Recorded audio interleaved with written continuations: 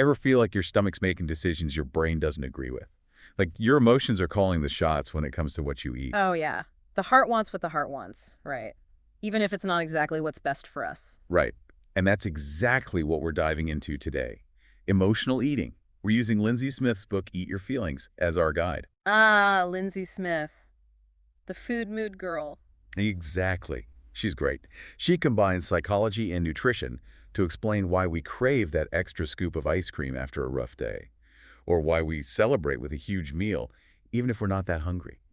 It's funny how we often use food to either soothe ourselves or celebrate, like it's almost automatic. Absolutely. And Smith's book really gets into why we do that. It's not just about willpower or bad habit. Goes deeper, right? It's like those emotions are driving our actions, Mhm. including what we grab from the fridge. Totally. It's like our feelings have a direct line to our pantry. Hmm. But what I found really interesting is that Smith doesn't just focus on the negative emotions as triggers, you know? You mean like stress, sadness, the usual suspects? Yeah, exactly.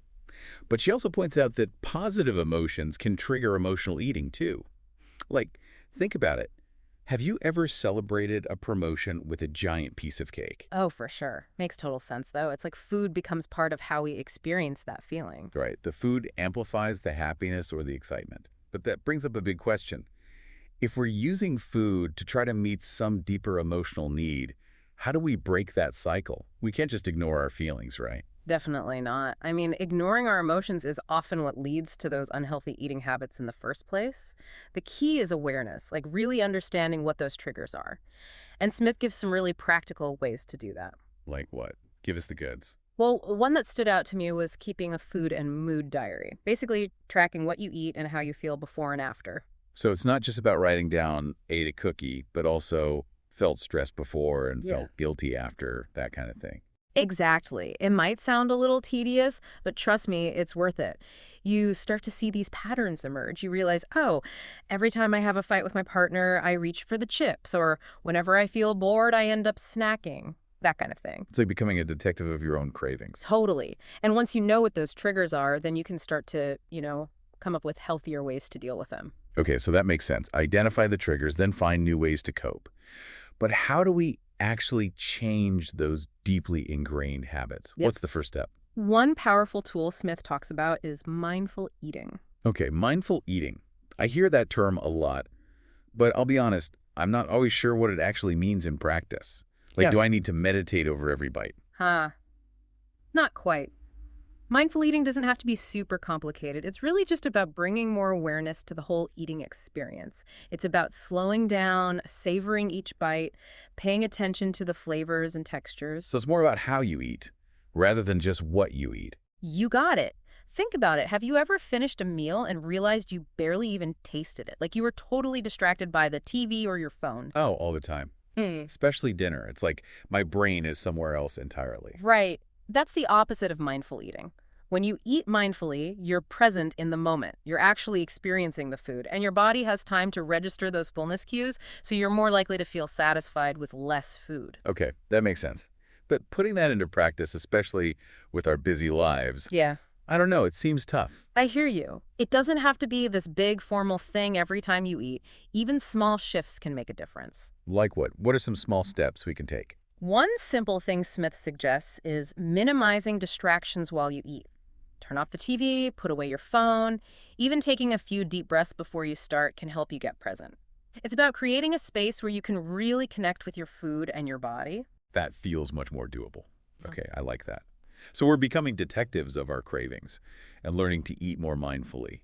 What else can we do to, really start to conquer this emotional eating thing? Well, now that we're more aware of our triggers and we're practicing mindful eating, it's time to get strategic about the foods themselves. And that's where things get really interesting.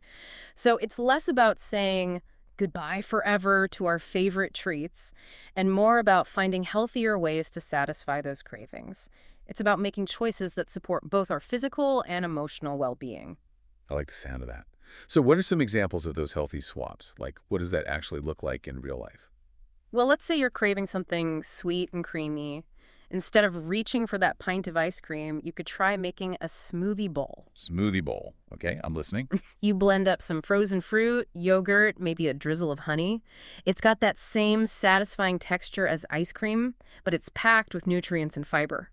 Or if you're in the mood for something warm and comforting, skip the heavy meat-based stew and try one with lentils and sweet potatoes. Oh, I love a good lentil stew. Hearty and satisfying, right? Exactly. It's loaded with plant-based protein and complex carbs, so it keeps your blood sugar stable and your energy levels up. And what about those times when you crave something salty and crunchy? Don't tell me. Ditch the chips. Well, yeah, but there are good alternatives. Smith suggests making your own granola bars. Homemade granola bars. Okay, that sounds doable. What's in them? Oats, nuts, seeds. You can even add a few dark chocolate chips for a touch of sweetness. Ooh, dark chocolate. So it Right. satisfies the sweet craving and the salty craving. Yeah. Genius. Right. And speaking of chocolate, dark chocolate actually has some mood-boosting benefits. Really? So we're not just talking about taste and texture here. There's actual science behind choosing these foods. Absolutely. There's a whole world of research on mood-boosting foods, and Smith gets into the science behind it in her book. Fill us in. What are some of the key players? Well, one that she highlights is omega-3 fatty acids. Omega-3s. Okay, I've heard of those. Aren't they good for your heart, too? Yes, they're good for your heart and your brain. They play a key role in brain health and emotional well-being. And what foods are high in omega-3s? Salmon, flax seeds, walnuts.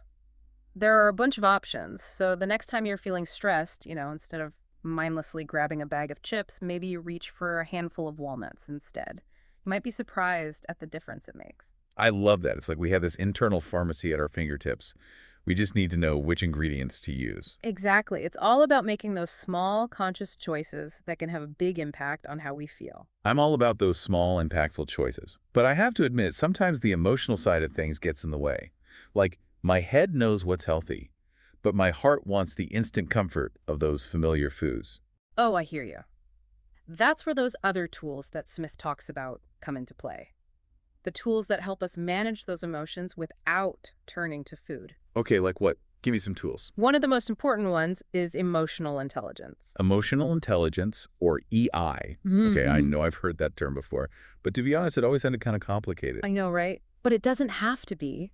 Think of emotional intelligence as a set of skills that help you understand and manage your emotions. Not just your own emotions, but also the emotions of others. So it's like having a superpower that allows us to navigate the ups and downs of life without, letting our emotions control our every action. Yeah, that's a great way to put it. And one of the key components of emotional intelligence is self-awareness. Self-awareness. Yeah. So basically paying attention to how we feel throughout the day, not just like brushing those feelings under the rug. Yes. It's about taking your emotional temperature, so to speak. Instead of just saying, I feel bad, get specific. Are you feeling anxious, frustrated, sad, bored? Once you can name those emotions, you're less likely to be controlled by them. Makes sense. But what about when those emotions are super intense? Like they're about to take over. How do we deal with those without reaching for that comfort food? Well, that's where the managing and regulating part of EI comes in. Smith talks about using self-soothing techniques, things like deep breathing exercises, progressive muscle relaxation, even visualization. Yeah, I've heard of those. They can be really helpful for calming down when things get stressful. Exactly. And she emphasizes that it's about finding what works best for you. Maybe it's listening to calming music, taking a hot bath, or diffusing essential oils. The key is to have a few go-to techniques that can help you ride those emotional waves without turning to food. I like the image of riding the emotional waves. It's like we're learning to surf those feelings instead of getting wiped out by them. Yes, it's about building those skills that help us cope in a healthier way. I'm all about building those skills. But, even with the best intentions, we all slip up sometimes, right? What happens when we give in to those cravings and that guilt starts creeping in? That's where self-compassion comes in. It's about recognizing that we're human and we're not going to be perfect all the time. Self-compassion. Okay. I know. It's so important. But sometimes it's just hard to actually do. It takes practice, right? But it's so worth it. Instead of beating yourself up for those slip-ups, try to treat yourself with the same kindness and understanding that you would offer a friend. Okay, so instead of saying, ugh, I can't believe I ate that whole bag of chips, I have no willpower, I should be saying something like, okay, I made a choice that didn't align with my goals, but I'm learning, and I can try again tomorrow. Exactly. It's about shifting from being your own worst critic to being your own biggest supporter. I love that. From critic to cheerleader. But, sometimes those cravings feel so strong, like it's the only thing that can soothe them. Like food is the only answer. What do we do when that happens? It's true. Food can be a powerful coping mechanism, especially when we've been using it that way for a long time. But it's important to remember that it's not the only way to cope. Okay, so what are some alternatives? Like, what else can we do to deal with those big feelings? Well, Smith talks about the importance of incorporating activities into your routine that support your emotional health. Okay, so we're talking about things that make us feel good, that help us de-stress, but that don't involve food. Exactly. Things like exercise, getting out in nature, journaling, spending time with loved ones, pursuing creative hobbies. All those good things that we know we should be doing, but sometimes don't prioritize. Right. But it's so crucial. It's about finding healthy outlets for those emotions instead of, stuffing them down with food. So it's about having a plan, a toolkit of sorts, that we can turn to when those cravings hit. Exactly. And another important piece of the puzzle is social support. Social support. So like having people we can talk to, vent to, lean on when things get tough. Yeah. Having a strong support system is huge. These are the people you can be open and honest with about your struggles, your goals. They can offer encouragement, hold you accountable, and just be there to listen without judgment. It's like having a cheer squad in your corner. I love that. But what if we've tried all of this? We're practicing mindful eating, we're working on our emotional intelligence, we've got our support system in place, but we're still struggling. What happens then? Well, that's a really important question. And honestly, sometimes, even with all the best efforts, we need a little extra help. And that's where professional support can come in. It can feel like a big step, asking for help, especially when it comes to something like emotional eating. Like there's still this stigma, right? Yeah, I think a lot of people feel like they should be able to handle it on their own, like it's a sign of weakness to ask for help. Exactly. But Smith makes it clear that seeking professional help is actually a sign of strength. It takes courage to say, hey, I need some support. Right. It's about recognizing that we don't have to go through this alone. There are people who can help us, guide us. So when do we know it's time to reach out? Like, what are some signs that it might be necessary to seek professional guidance? Well, Smith mentions a few things, like if emotional eating is starting to seriously impact your health, either physical or mental, that's a big red flag. So it's not just about wanting to lose a few pounds or eat a little healthier. It's about noticing if it's starting to affect your overall well-being. Exactly. And also, if you're feeling those, really heavy emotions around food, like guilt, shame, feeling totally powerless, Like you're stuck in a cycle you can't break free from. right, those are all signs that it might be time to reach out. Okay, that makes sense. But who exactly do we reach out to? Like, what kind of professionals can help with emotional eating? Well, there are a few different options depending on your needs. There are therapists, registered dietitians. Therapists. So we're talking about, like, counseling, talking about our feelings. Yeah, because often those underlying emotional issues are a big part of the puzzle. Okay, that makes sense. And what about dietitians? What role do they play? They can help with the, practical side of things, like creating a meal plan, making healthier food choices. So it's a team effort, right? You've got the emotional support from the therapist and the practical guidance from the dietitian. Exactly. And there are also counselors who can help with coping strategies, stress management, that kind of thing. It's about finding the right combination of support that works for you. I love that. It's like building your own personal support squad to help you conquer emotional eating. Mhm.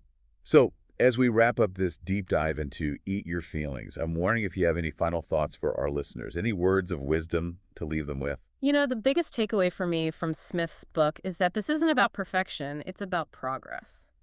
It's about learning to listen to our bodies and our emotions and making choices that support our overall well-being. Exactly. And remember, you're not alone on this journey. Emotional eating is something a lot of people struggle with, so be kind to yourself, celebrate those small victories, and keep moving forward. It's a great reminder. Be kind to yourself. It's a journey, not a race. Well, that's a wrap on this episode of The Deep Dive. We hope you found it helpful and insightful, and we encourage you to check out Lindsey Smith's book, Eat Your Feelings, for more guidance on this topic. Until next time, keep diving deep.